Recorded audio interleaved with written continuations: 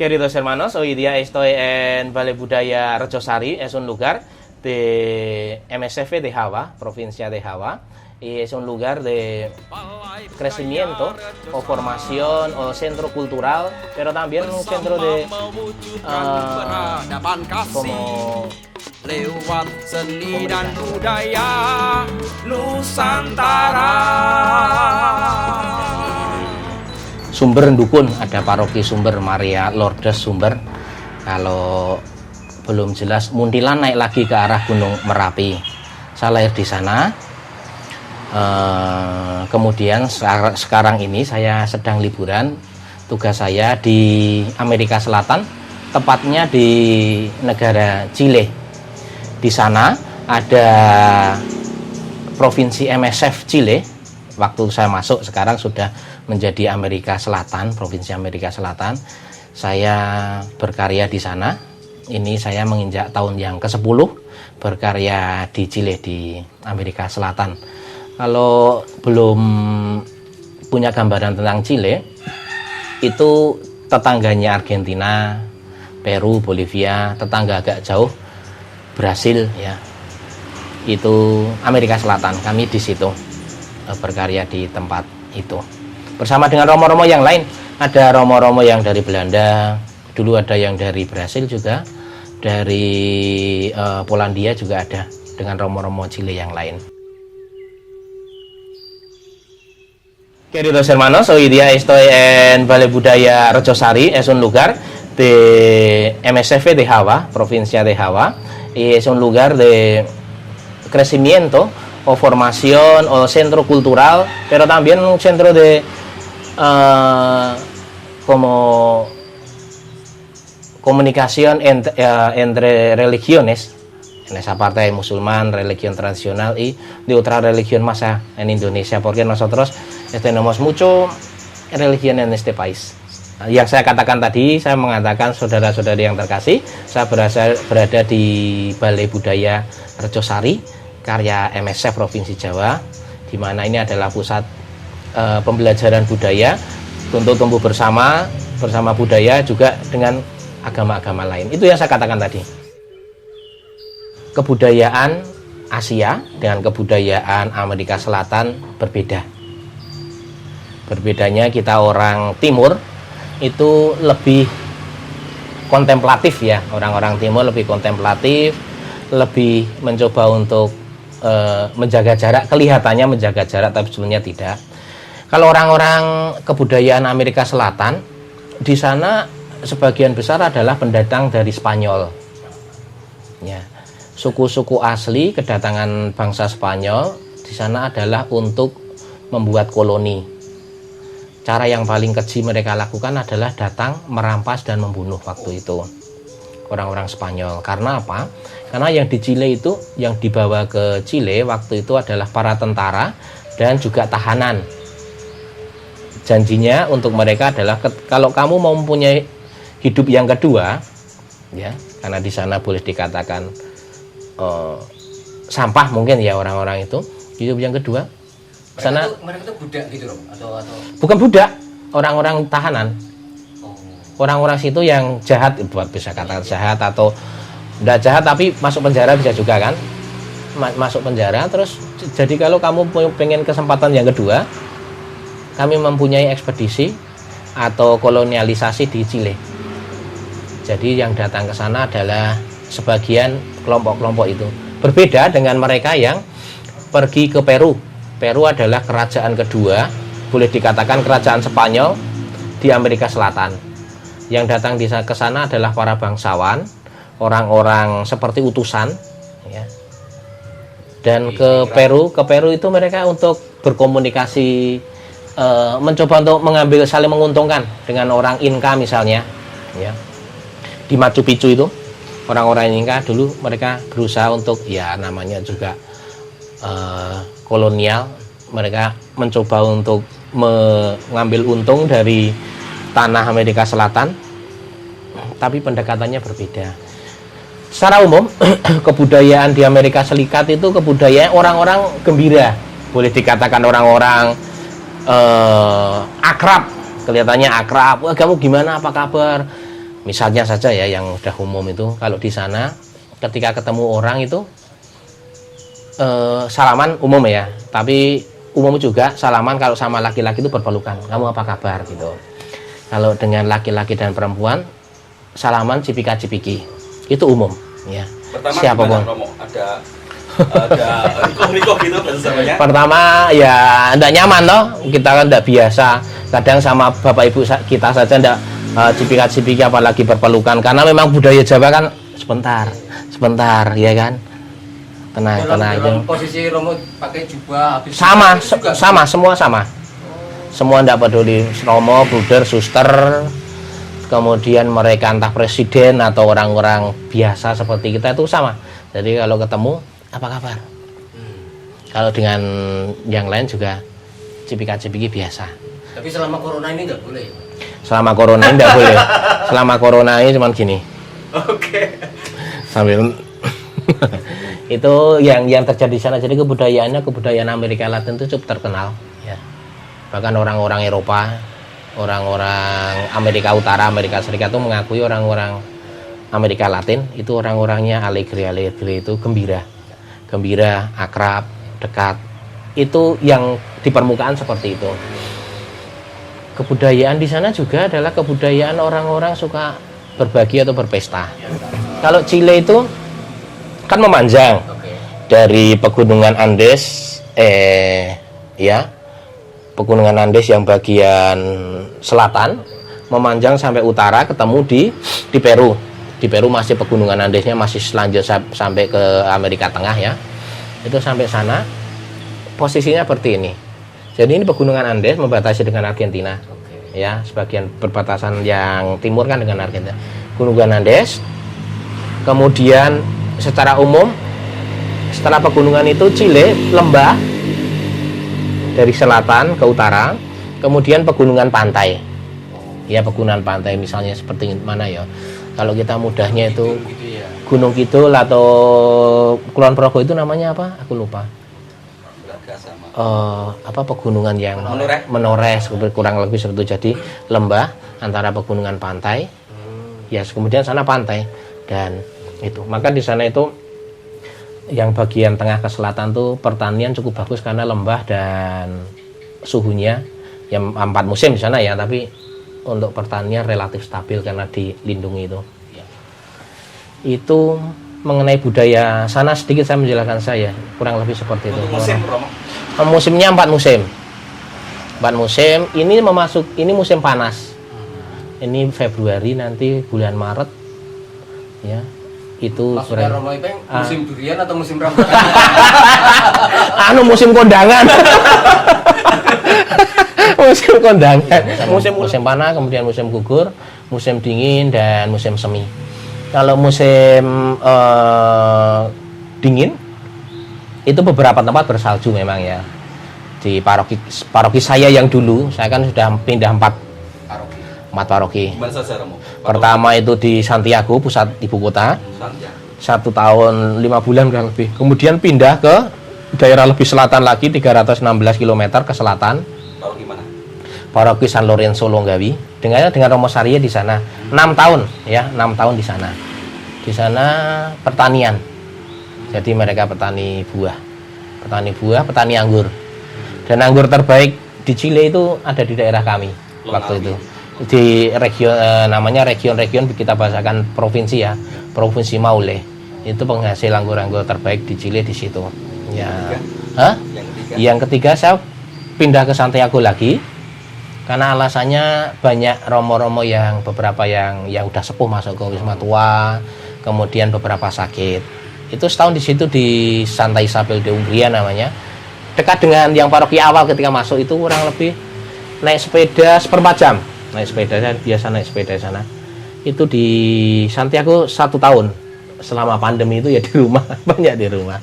Dan ya keluar-keluar paling ya membantu orang-orang yang membutuhkan. Terus pindah, ini udah hampir setahun di utara, namanya Coquimbo. Sagrada Familia di Coquimbo itu keluarga kudus Coquimbo. Di situ jaraknya 400 hampir 500 km dari ibu kota. Ya, jadi saya pergi ke selatan 300 kilo, kemudian ke utara 500 kilo. Di antara mereka sendiri, yang pertama, kebudayaan awal Chili itu tidak bisa dilepaskan dengan kultur Kristiani Katolik. Karena dalam proses perjalanannya, Kristianisme itu sudah tertanam sejak lama. Sudah Iya. menjadi tradisi. Sudah campur dengan tradisi. Iya. Makanya kalau bicara tentang tradisi daerah orang pertanian itu misalnya ya kearifan lokal ini tidak bicara tentang Kristiani.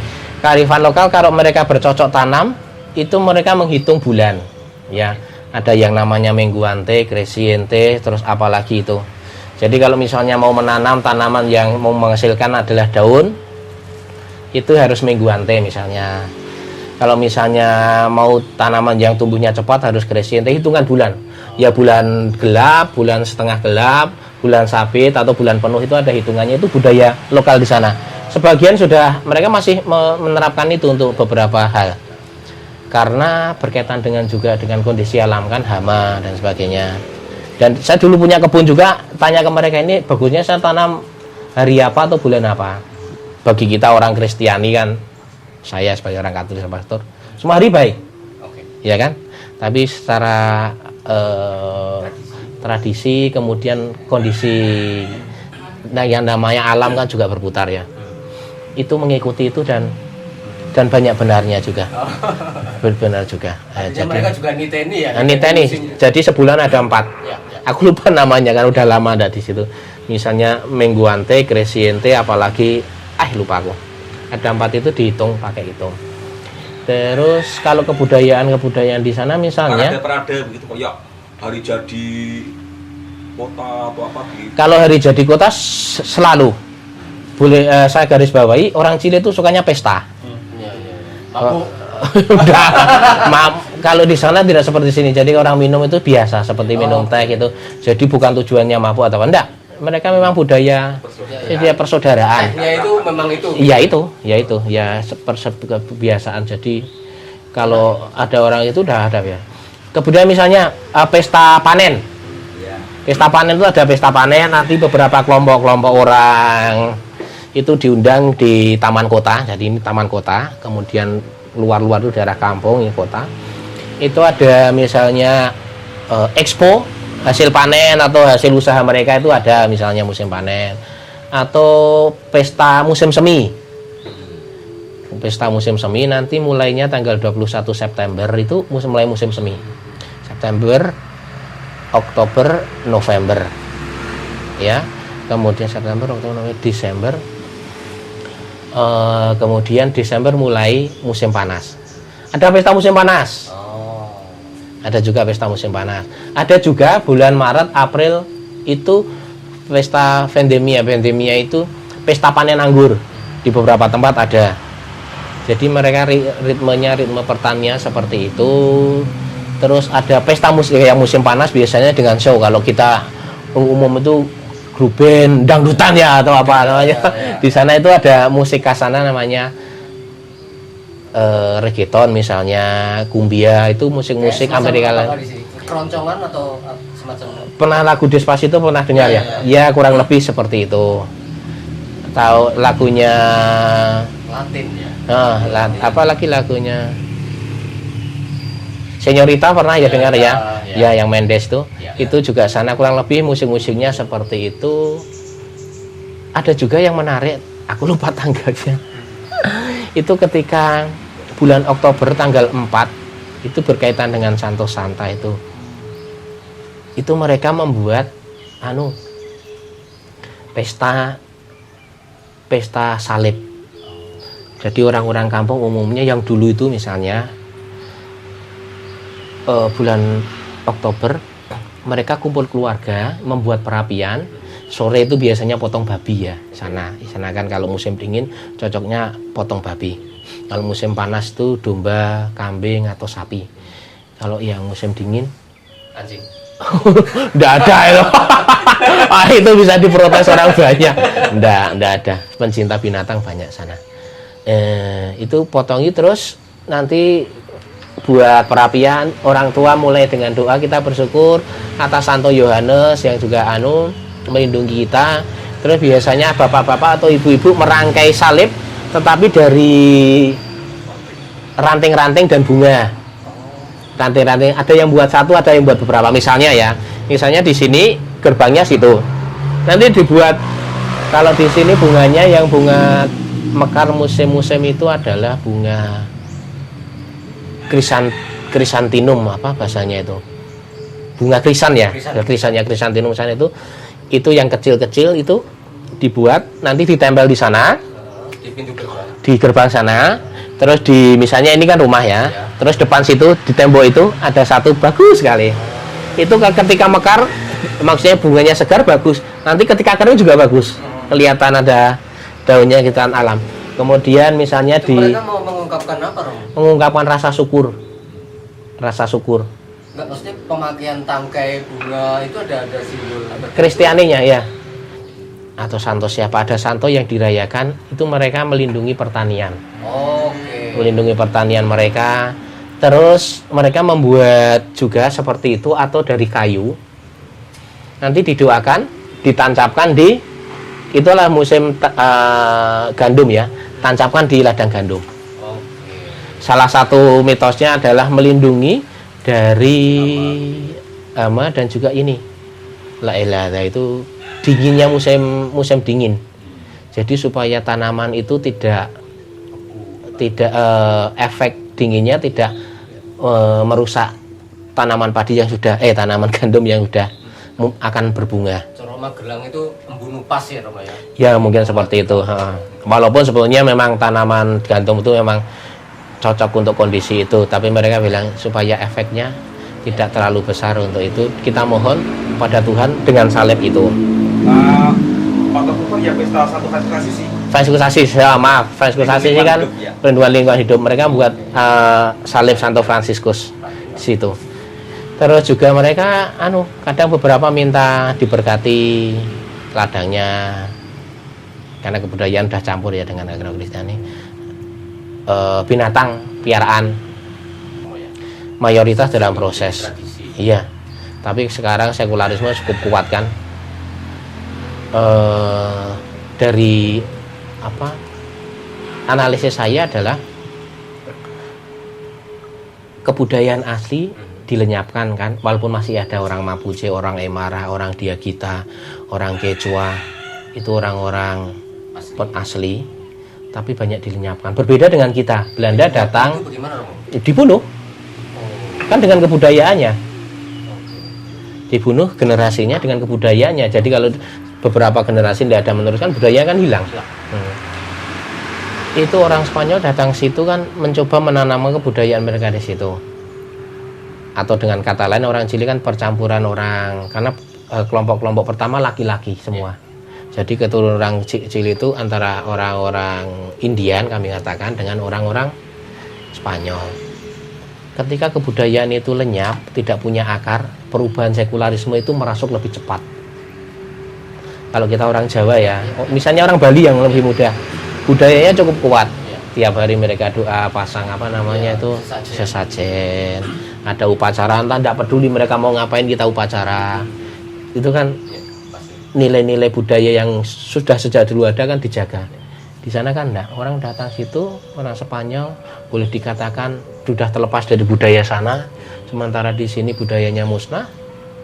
Ketika sekularisme datang, sekularisme cukup kuat, itu juga berpengaruh pada kepercayaan. Di sana karena sekularisme udah cukup kuat, yang namanya kepercayaan kepada Tuhan itu untuk sebagian orang udah tidak ada. Gampangnya ada 3 kelompok ya. Kelompok orang percaya kepada Tuhan dan mempraktikkan. Praktek itu artinya hidup beriman kan antara sesuatu yang rohani, ya namanya kultus itu. Kemudian praktek hidup itu 2 hal yang saling tumbuh bersama. Orang Katolik ke gereja, orang Muslim sholat, orang Buddha ke tempat ibadah mereka itu ini kelompok pertama yang masih mempraktekkan hidup spiritual mereka. Kelompok yang kedua adalah kelompok percaya pada Tuhan tetapi tidak praktek. Ya saya percaya pada Tuhan, percaya Tuhan itu ada, Tuhan Maha Besar. terus justifikasi mereka, pembenaran mereka, enggak, kalau saya percaya pada Tuhan, kenapa butuh seorang ustadz, butuh kiai, butuh imam, pastor, pendeta? Enggak, saya langsung. Itu pembenaran mereka. Terus yang ketiga ya udah, saya buat apa percaya. Dan Romo pernah mengalami itu, ya, kelompok ketiga itu bertumpah atau? Iya, banyak, awal teman-teman saya banyak yang jeresu. Misalnya ungkapannya seperti apa? Misalnya ungkapannya Misalnya ketemu di mana, misalnya di kafe atau di contohnya ya, gitu, ada di jalan Romosari itu dulu di terminal, di kota kecil terminal kan sebagian kenal satu sama lain. Bilang, halo, apa kabar? Yang di bawah jawab, puji Tuhan saya baik. Ya kan, yang di bawah. Terus yang mulai turun dari bis itu bilang, kamu tidak boleh mengatakan puji Tuhan kamu baik. Kamu sehat karena kamu mengusahakan supaya kamu sehat.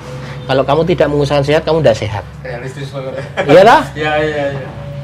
Padahal kalau kita orang beriman, orang percaya, itu banyak hal di dalam hidup kita kan yang di luar logika kalkulasi kita loh. Nah, itu banyak sekali. Tapi mereka, kamu enggak usah bilang puji Tuhan. Kenapa? Kamu sehat ya karena kamu sendiri. Mengusahakan. Itu yang kalau orang pertama nyata Romo ya. Iya. Pasuan di sana ya. Iya, itu seperti itu yang dan teman-teman saya juga beberapa memang orang yang agnostik itu, percaya tapi tidak praktek. Orang-orang yang tidak percaya Tuhan juga ada. Teman-teman dekat, misalnya saya kan di sana sering ke pegunungan, ke danau, mancing. Teman-teman saya itu kalau pas waktu luang atau libur, kalau mancing itu mancing salmon kan?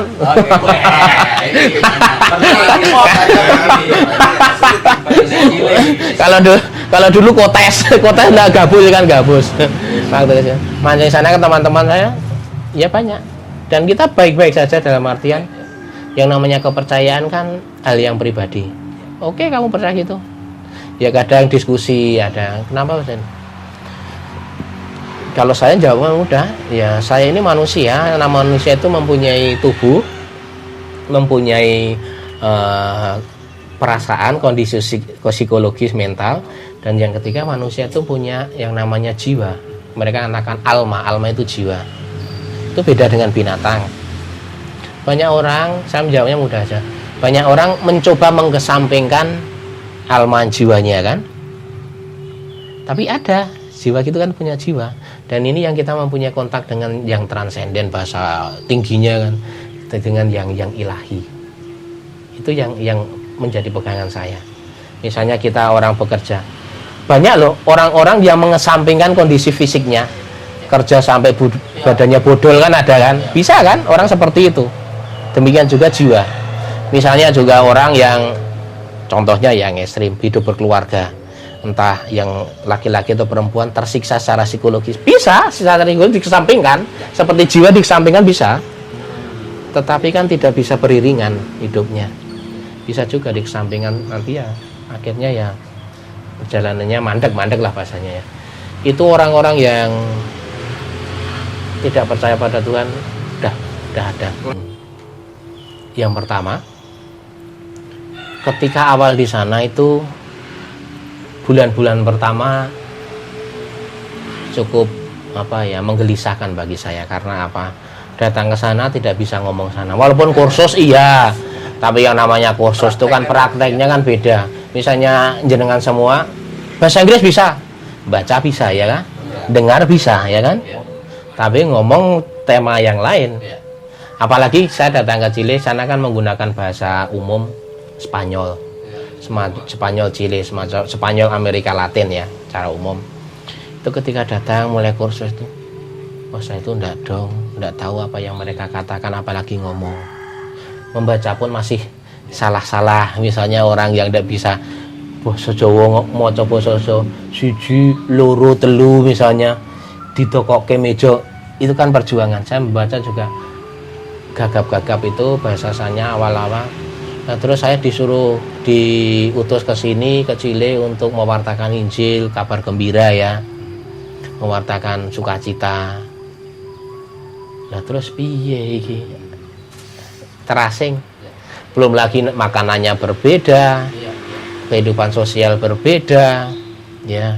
Nasi ada toh? Pikir sego. Tapi Ada, tapi ya tidak tiap hari makan nasi juga. Loh, anunya apa toh? Yang utamanya apa toh? Kentang ada. Wah, Ayo susah. Awal-awal pasti. Kentang mie kayak pasta Itali gitu loh. Mie, lasanya, kentang itu banyak dan orang sana konsumsi dagingnya lumayan tinggi ya. Memang ya ternaknya banyak juga. Itu ya ketika awal loh kok gini ya. Kan terus bertanya, tapi lama-lama prosesnya. Tapi untung rekan-rekan serumah, Romo Eduardo namanya, dan Romo Ranis temannya Romo Ipeng dulu, kami satu rumah, itu disemangati. Nanti walaupun mereka punya misa sore, nanti Romo kita doa pagi, sekalian misa pagi. Berjalan kemudian seminggu, dia suruh saya untuk misa pagi bersama mereka. Ya misa ya benar, membaca misa itu aja ya, baca misa pelan-pelan mereka. Nanti besok kamu yang mimpin misa. Oh iya, baca misa. Terus kemudian 40 hari yang Romo Eduardo tadi itu, tuh kamu ke gereja misa minggu. Misa minggu, kalau misa harian saya sering ikut ya udah biasa, tapi misa minggu, waduh, oke siap. Walaupun ketika datang misa minggu, ini ngapain? Saya baca aja. Membaca pun masih salah-salah juga kan. Bisa dibayangkan seperti bule membaca bahasa Indonesia kan. Ini dimakan. Nah, kadang masih keliru-keliru mereka ya. Barangnya menggembung kan susah juga. bahasa Jadi dia Spanyol itu ada tasrifnya juga. Artinya kalau kemarin sekarang dan beda itunya atau tidak? ya perbedaan waktu, perbedaan orang. Misalnya kalau saya sekarang yokomo itu saya makan. Besok komere, ya. Makan. Terus besok saya akan makan. Terus kalau kemarin yang sederhana yang kemarin yokomi, kemarin sama sih. Ada perlengkap, ada apa variasinya, misalnya yo ekomi itu. Saya dulu telah makan atau kemarin telah makan. Itu banyak. Yo estaba comiendo, macam-macam. Jadi kita ngomong makan gitu saya bisa membahasakan dengan 8, 10 bahkan 20 kata yang berbeda. Beda lagi misalnya Romo Ipeng, el come. Ya. El itu kamu. Kamu tuh el come. Come itu dia makan, ya. Ya. El comía kemarin dia makan. El ha comido kemarin dulu itu dia makan. Besok ya.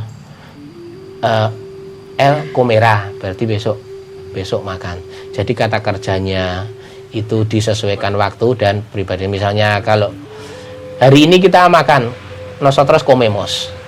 Kalau besok nosotros comeremos. Ya bingung satu kata aja dan beberapa itu kan ada aturan bakunya beberapa ya, tapi ada beberapa kata yang di luar aturan baku kayak bahasa Inggris itu. Agak susah juga ya, karena kalau kita melihat proses diri kita sendiri kadang juga tahap-tahapnya tidak jelas, karena saya di mana aja tahu-tahu udah sampai sini. Pokoknya yang saya ingat itu ketika mulai setahun, ketika perayaan Ekaristi, saya sudah khotbah tanpa teks, tanpa membawa apapun. Biasanya kan saya tulis lengkap semua, saya baca pun keliru-keliru. Terus habis itu poin-poinnya, habis itu udah nanti mau khotbah atau tidak khotbah Tuhan tahu. Saya pikirnya nanti khotbah minggu 2 menit, bisa 5 menit. Ya mungkin bagi mereka tidak penting ini ngomong apa, tapi bagi saya sebuah proses di mana saya mencoba untuk mengerti budaya mereka. Saya mencoba untuk bisa berkomunikasi dengan cara mereka, itu kan perjuangan. Tapi bagi mereka, romonya kita tidak tahu apa yang diomongkan. Tapi kalau saya kan, saya punya keinginan baik untuk mencoba dengan bahasa yang kamu punya. Karena mereka tidak mungkin pengen tahu bahasa saya, kan tidak mungkin. Ada beberapa yang tanya, Romo kalau di bahasa Indonesia selamat pagi itu apa? Buenos dias itu apa? Selamat pagi gitu. Katakanlah itu mulai setahun saya mulai itu bahasanya yang khotbah sendiri, kemudian mendampingi Mesdinar rekoleksi gitu kan, mulai ngomong cuman poin-poinnya, mulai ngomong setahun. Dan kursusnya kursus biasa aja, tidak ada standar ini untuk menjadi berkarya harus punya ijazah, enggak. Ya kursus berapa ya? 7 minggu. Senin Jumat sampai Jumat. Selama di sana. Iya, awal-awal itu, tapi akhirnya praktek juga ya. Iya. Nah. Oh, kalau privasi itu Ada punya kesukaan sana, punya sendiri nadanya atau semua seperti Roma. Na pakai bahasa sana misalnya. Bahasanya apa yang? Jadi ada bahasa Spanyol pada umumnya, yang satunya lagi ada misa Romanum itu bahasa Latin. Yang Latin itu kadang nyanyikan, saya juga belum pernah ikut itu bahasa Latin. Kalau bahasa Spanyol mereka tidak terbiasa menyanyikan. Oh, gitu. Privasi tidak dinyanyikan. Tuhan bersamamu biasa gitu ya, dan bersama juga. Oh, jadi ketika saya di sana dengan Romo Ranis itu, kami yang memulai itu. El Señor esté con ustedes y con tu espíritu. Levantemos el corazón. Jadi saya membawa yang ada di sini notasinya pakai bahasa saya. Ya, Roma ya. Nah, sebenarnya ada, enggak tahu ada atau enggak jauh bulan. Tapi untuk lagu-lagunya Romo, corak-coraknya apakah gembira gitu? Iringannya biasanya kalau di sana gereja-gereja sana gitar atau kayak musik-musik yang arti atau semua orgel gereja semua, atau bisa ditambah-tambah dengan musik-musik itu sejauh Romo mengenal di sana. kalau membandingkan ya dengan gereja yang ada di sini, kita bagus mempunyai lagu di satu sisi ya, yang mempunyai buku puji syukur ataupun mada bakti, sehingga umat belajar dari notasi. Betul. Ya, mau tidak mau kan secara tidak langsung gereja mendidik umatnya untuk membiasakan membaca not, walaupun not sederhana ya, bukan not balok ya, membahasakan dengan itu. Dan lagunya kalau keliru ada pegangannya. Sementara yang lain misalnya banyak tradisi-tradisi lokal kebudayaan Indonesia itu dienkulturasi ke lagu kan, banyak. Betul. Di sana adalah lagunya di Argentina, Meksiko, Peru, kurang lebih lagunya sama bahasa Spanyol. Mungkin juga di Spanyol sana juga sama juga. Mereka tidak punya teks, boleh dikatakan teks baku, karena dulu meme atau olok-olokannya orang Katolik itu kalau ke gereja membawa kidung ngadi. Nah ini ada beredar beberapa buku tapi bukan bekal utama. Jadi kalau misalnya menyanyikan satu lagu itu, stasi sini atau kapel sini sama kapel sana bisa beda loh. Sesuai dengan misalnya Diversikan sendiri. iya, misalnya lagunya En el nombre del Padre, en el nombre del Hijo, en el nombre del Santo Espíritu, estamos aquí, dalam nama Bapa, dalam nama Putra, dalam nama Roh Kudus. Kita berada di sini. Tapi beberapa tempat bisa saya diganti atau tergantung. Umumnya mereka yang kalau kor di gereja itu satu orang bawa gitar nyanyi, atau 2-3 bawa gitar, atau beberapa nyanyi. Tidak seperti di sini pakai organ. Beberapa iya. Tapi yang umum adalah gitar, kemudian pakai yang Kajon. kahon, bacanya kahon pakai. Oh, iya. kahon. Bukan kajon. Kahon itu kahon itu seperti kotak. Iya. Kahon misalnya peti itu bahasa kasarnya kita bisa katakan ini kahon. Peti orang mati itu loh. Jadi kalau mati misalnya Itu ya. orang mati sama ditaruh di kahon, itu kayak merendahkan itu karena ini kotak, misalnya ini kotak ya, itu pakai kahon. Kahon itu pakai gitar, terus pakai ecek-ecek itu kadang. Terus pakai yang kaktus kering, isinya dikasih pasir atau apa yang Karakas. ya, kaskada mereka nih mas. Itu paling umumnya gitar yang nyanyi seperti itu. Ya benar bahwa beberapa tempat main organ, ada orkestra juga. Yang umum di sana namanya kueka, tarian tradisional. Kemudian kelompok musik tradisional itu. Kalau kita katakan seperti keroncong atau campur sari lah. Itu untuk kita orang Kristiani Katolik itu untuk ibadah juga memakai inkulturasi lagu-lagu itu juga bisa. Mereka menari kueka. Tapi seperti itu ya secara umum. Romo, Kalau refleksi mengenai gereja ya, mengenai gereja. Pertama, gereja di sana adalah gereja yang boleh dikatakan sudah selesai masa jayanya. Masa jaya dalam arti sudut pandang manusia ya. Masa jayanya. Kalau di Indonesia kita berada di TOP. Masa jaya, berkembang banyak arah. Berkembang, umat juga punya semangat ya. Gereja juga mencoba memperbaiki diri dan mengembangkan diri, menata supaya lebih terorganisir. Di sana sudah mulai turun, ya, mulai turun. Ya banyak hal, tapi seperti saya katakan bisa berjam-jam atau berhari-hari ngobrol itu juga. itu makanya jarang ada misi orang-orang yang dipanggil ya ke menjadi Panggilan sudah mulai menurun ya, mulai menurun. Ya, itu gereja ya mulai menurun. Berbeda dengan gereja Cili tahun 50-60 itu ngumpulkan mudika 100 gitu tuh bukan ya. Sekarang ngumpulkan anak muda 20 itu kita juga butuh waktu ya. Dan ya itu tadi mereka akhirnya kembali ke semakin individual. Semakin individual satu sama lain karena ya gerejanya udah mulai ini. Boleh dikatakan kalau kita kan masih riku tanggane sembayang, tanggane sholat ya kan, tanggane kenduren orang melu kenduren gitu. Sana wes weh luweh misalnya ini gerejanya, ini jalan, situ rumah gitu, situ mereka masuk gereja berisi mereka keluar gitu nyapu atau nyuci mobil, mereka ke gereja mari wah selamat hari Minggu. Kami juga tidak mau, yang ke gereja juga tidak mempersoalkan ya urusan dia, dan dia juga santai aja ya, kamu ke gereja aja. Kalau kita ndak, orang beriman ngarep gereja, liyane do menyang gereja kok malah nganu nyuci mobil ora iso rada awan sithik po ngono. Gereja sik ngono. Kita kan gitu. Kita itu kadang mengurus ya bagusnya kontrol sosial kita mengurusi orang lain itu kadang terlalu kuat ya. Ada bagusnya, ada tidak bagusnya juga. Sana udah ya udah urus-urusnya aja. Jadi ketika orang beriman itu betul keputusan dari dalam hati dia yang secara bebas dia tentukan. Kita kan beda. Misalnya, ini orang beriman liyane do nganggo klambine ngene kok kuwi klambine ora kok ngene.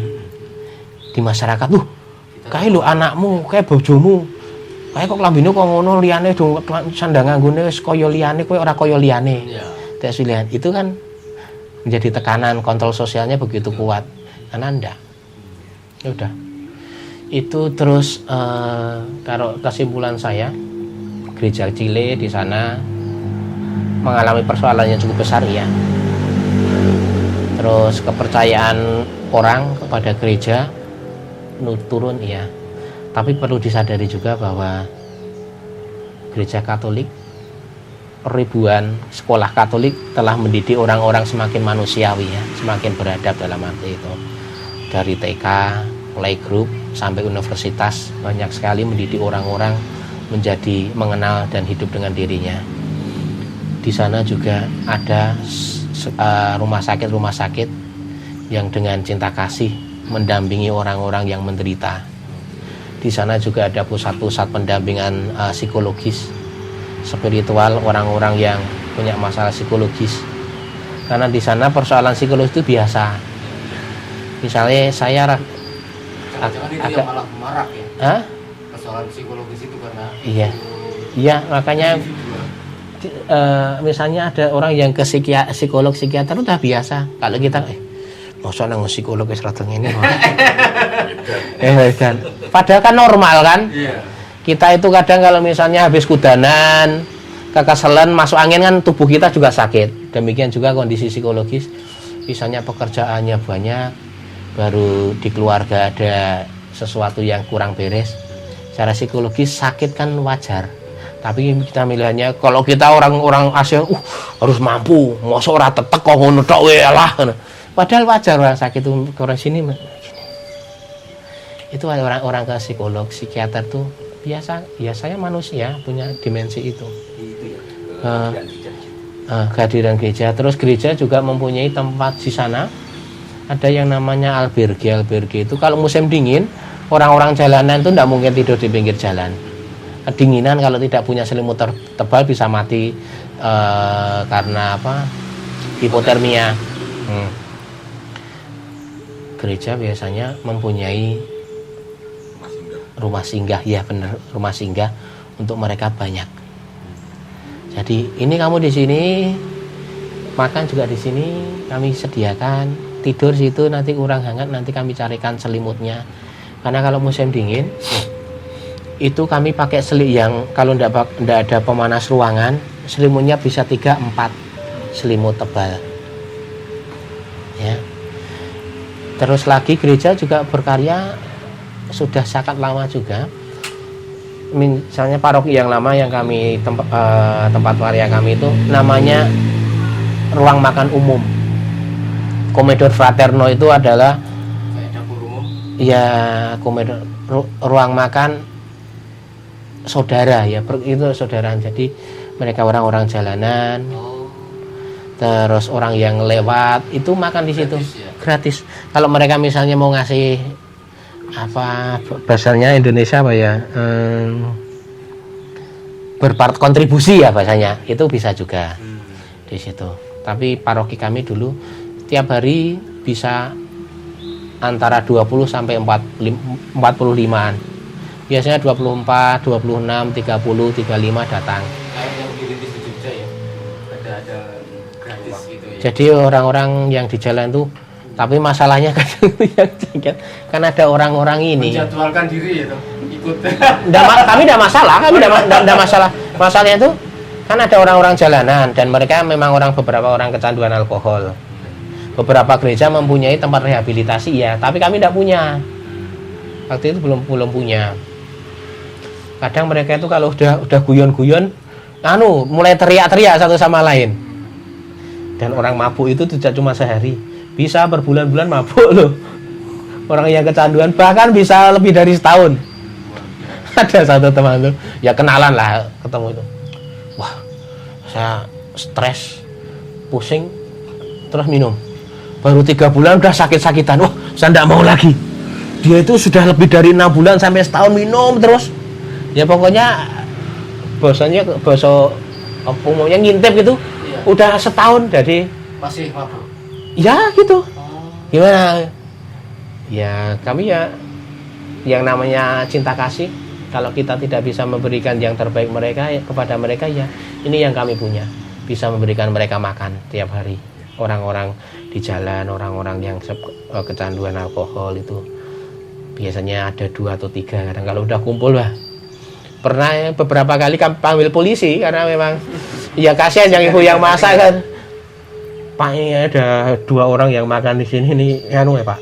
Mulai teriak-teriak apa kami enggak mau nanti malah yang lain enggak enak. Itu terus panggil terus dia. "Ya kamu maunya apa?" Ini kamu polisi yang kemarin ya, bilang gitu. Karena mereka pagi-pagi bayangkan, pagi-pagi jam 9 itu sudah beli anggur yang 2 liter itu. Sana murah. Jadi kotanya kayak kota teh kotak gitu ya. Kayak teh kotak itu tapi anggur isinya 2 liter. Saya lewat mau belanja apa itu suruh ibu yang, "Romo ini nanti tolong belanja itu ya." Kalau di sana sama. Romo orang biaya itu sama. Jadi kalau ibu itu misalnya ibu yang bantu masak, "Romo waktu luang enggak?" "Ya Bu, mau minta bantuan apa?" "Romo belikan sayur ini, belikan apa deh." Saya disuruh biasa. Panggilnya apa kalau Romo? Ya Romo biasa, Padre minta tolong ini bisa enggak? Ya, pergi. Ada 2 orang itu kayaknya senang ya. Mulai, tapi di jalan di taman kota itu. Polisnya lihat gitu, ini orang yang sering minum di sana. Mendekat kan, langsung dibuka polisinya, dituang di jalan. Orang yang biasa itu, "Jadi kamu polisi yang kemarin yang yang buang minuman kami ya?" "Ya kamu minumnya di situ, coba kamu minumnya di dalam, enggak kami buang." Ya seperti itu. Jadi gereja yang ingin saya garis bawahi, gereja terlibat cukup besar dalam kemanusiaan, dalam pengembangan humanisasi di sana. Tapi banyak orang tidak tahu, boleh dikatakan rasa terima kasih. Banyak orang hidupnya menjadi berarti karena karya-karya cinta kasih gereja yang sudah cukup lama. Dan beberapa persoalan gereja akhirnya mereka yaitu karena salah satu dua banyak yang kena ya. Makanya refleksi saya yang terakhir itu ya mendingan kita menjadi gereja yang rendah hati, gereja yang adil. Kalau misalnya ada yang tidak beres, ada yang keliru, kita selesaikan sampai seadil-adilnya di dalam gereja sendiri. Itu yang terjadi sana. Karena kalau tidak diselesaikan nanti terakumulasi Satu lagi. dan kehilangan kepercayaan. Oh ya, hidup sebagai saudara dengan yang lain, ya bertumbuh dengan yang lain sebagai saudara, dan berusaha supaya mereka mempunyai kesempatan bertemu dengan Tuhan, berjumpa dengan Kristus bahasanya ya, supaya perjumpaan saya dengan mereka itu membantu mereka untuk menemukan, kalau bahasa yang umum, menemukan sisi ilahi mereka dari yang manusiawi, supaya mereka manusiawi tapi juga menemukan sisi keilahian yang dia punya, karena kita juga lah bahasa kita orang percaya anak Tuhan, yaitu supaya menjadi misionarnya membantu menemukan perjumpaan mereka ya, membangun perjumpaan dengan Kristus, dengan mereka sendiri.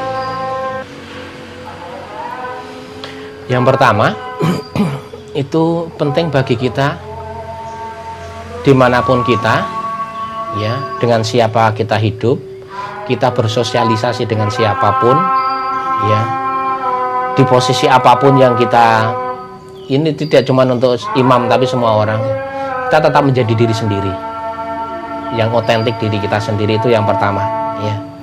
Saya sendiri, walaupun budayanya mereka berbeda, kebudayaan berbeda ya, saya menyadari saya lahir dari kebudayaan orang tua saya tidak memilih orang tua ya, orang tua saya Jawa ya, dan Tuhan menganugerahkan mereka Katolik sehingga prosesnya saya jadi imam ya.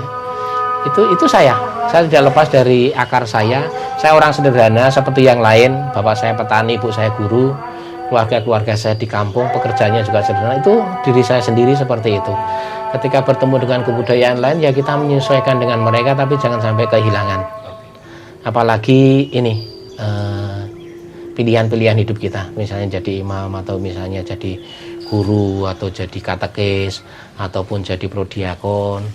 Kan kadang orang berubah ketika dia menempati sesuatu yang berbeda, kan ada juga ya. Itu tadi seperti saya belajar banyak di sana, apa adanya dan rendah hati, karena orang di sana tuh ngomong apa adanya. Kayak saya kalau dengan mereka yang menyakitkan ya, kalau di sini kan jujur menyakitkan ya. Misalnya ya dengan Romo itu berdiskusi kami umum dengan rekan serumah, misalnya teman kami 85 tahun, yang satunya 65 tahun, saya lebih muda, ada Buder juga, ngobrol gini.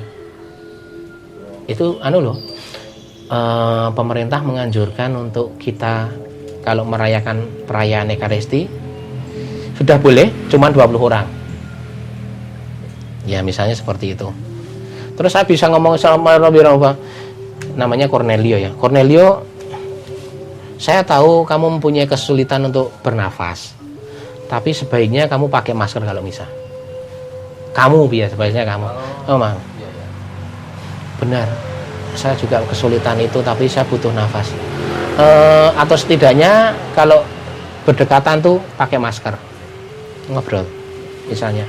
Nanti setelah misa, sebelum misa kami dengan umat mengusahakan setengah jam sebelumnya, misalnya kelompok karismatik mau mengadakan pujian, oke. Kelompok Legio Maria mau dua rosari, oke. Tapi kalau jatah mereka jangan diubah. Kemarin bicara itu misalnya dengan yang lebih tua, saya ngomong, ya kalau kamu membuat keputusan ya silakan, tapi keputusan pembicaraan awal seperti itu. Jadi yang muda yang tua itu dia bilang, oh ya, yaitu kita memang hal seperti itu patut kita bicarakan. Misalnya romonya berdebat satu rumah, umat lihat gitu, biasa. Memang dalam hidup kita kan kadang berdebat, berdiskusi.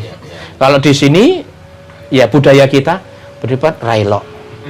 Padahal banyak hal yang memang harus kita bicarakan dengan jelas supaya kedepannya tidak gantung. Itu dalam budaya kita. Dan kalau kita tuh ya sisi lain budaya kita yang kurang pas juga adalah kalau kita berbeda dianggap musuh. Iya. Anaknya berbeda, orang tua nganggapnya ini kok tidak patuh pada orang tua. Ini saudaranya berbeda dengan saya kok. Ini berarti musuh saya. Dia idenya begini berarti musuh saya, dan kena orangnya bukan kena tindakannya. Saya belajar banyak. Itu keputusannya. Orang baik. Dia di sini karena dia di dalam hatinya orang baik, pengen mengabdikan diri, dan dia juga mengorbankan banyak hal. Cuman pendapat atau keputusannya berbeda, iya, tapi kita bisa bicarakan. Itu bagi saya. Dulu saya pernah kesini ketika awal-awalnya, tahun berapa itu ya? 2011. Udah mulai kan ya? Udah ada ya. Balai Budaya Rejosari. 2010 mulai di tanah. Ya, 2013 mulai pulang. Iya, 2012 itu kesini bareng siapa itu ya? Bagi saya pribadi, yang namanya kita kan karyanya pertama atas nama kongregasi, atas nama gereja, itu perlu kita akui ya. Tapi bahwa karya gereja itu tidak melulu karya karitatif, karya spiritual ya, ataupun karya pendidikan dan kesehatan.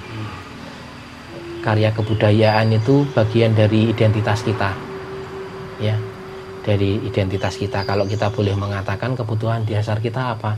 Kebutuhan dasar makanan tubuh terpenuhi, psikologis kita itu aman, nyaman, psikologis ya. Tapi di dunia lain memandang bahwa hal spiritual itu kebutuhan dasar. Makanya kami para Romo ketika masa pandemi punya surat khusus, karena kepercayaan atau beriman itu adalah kebutuhan dasar manusia. Saya yakin juga budaya adalah kebutuhan dasar kita juga. Maka dari itu garisbawahi, budaya adalah bagian dari kebutuhan dasar manusiawi. Beberapa orang tidak menyadari kebutuhan dasar, iya, tapi bahwa setiap pribadi punya budaya mengekspresikan dirinya, iya. Dan bagi saya sangat bagus ini menjadi wadah, bukan hanya atas nama agama, tapi lebih pada atas nama ini loh, nilai-nilai kemanusiaan yang bisa kita sampaikan melalui budaya. Ini loh, kita itu hidup di sini itu nilai persaudaraan, nilai manusiawi itu sebetulnya lebih mendasar daripada kita menjalankan dogma-dogma atau aturan-aturan baku agama tertentu. Ya betul itu penting. Tapi ini loh, kita bicara satu sama lain kan bukan bicara dengan doa. Wah, saya hadir dalam doamu, bahasanya enggak gitu juga. Kita hadir karena kita ngobrol, tak telepon, ngobrol budaya, momen pertemuan, perjumpaan. Bagi saya perkembangannya udah luar biasa ya.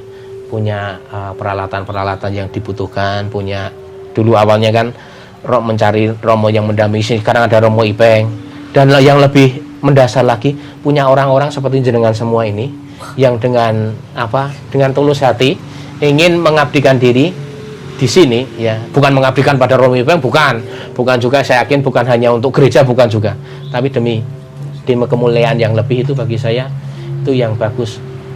Itu yang pertama. Yang kedua, saya bukan praktisi budaya seperti itu ya, tapi melihat bahwa perkembangan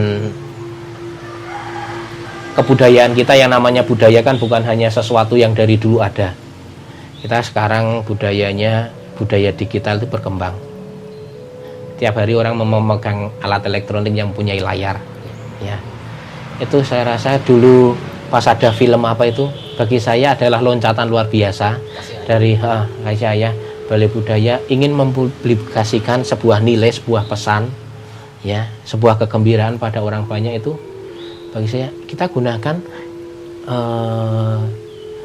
warisan budaya yang dulu, kemudian budaya yang berkembang saat ini. Misalnya ada wawancara atau apa seperti itu kan momen-momen digital tuh membantu kita untuk sampai ke mereka. Karena kalau kita kumpulnya misalnya cuma di pos kampling Cakro, ya paling 5-6 orang kan. Kalau kita ngumpulnya di gereja ya mentok-mentok 1000 orang. Tapi kalau kita bicara di mimbar yang seperti ini, kita bisa ngobrol mungkin komunikasinya satu arah, tapi suatu saat ada komunikasi dua arah. Oh, ada balai budaya, dan orang-orang luar misalnya sekolah ingin misalnya ke sanggar sini, atau outbound, atau belajar nari, atau belajar musik, ya, atau sekedar ingin melihat, ya, itu bagi saya menjadi wajah bagi kita semua, wadah yang sangat bagus, dan saya sangat salut dengan jenengan semuanya yang mengembangkan di sini.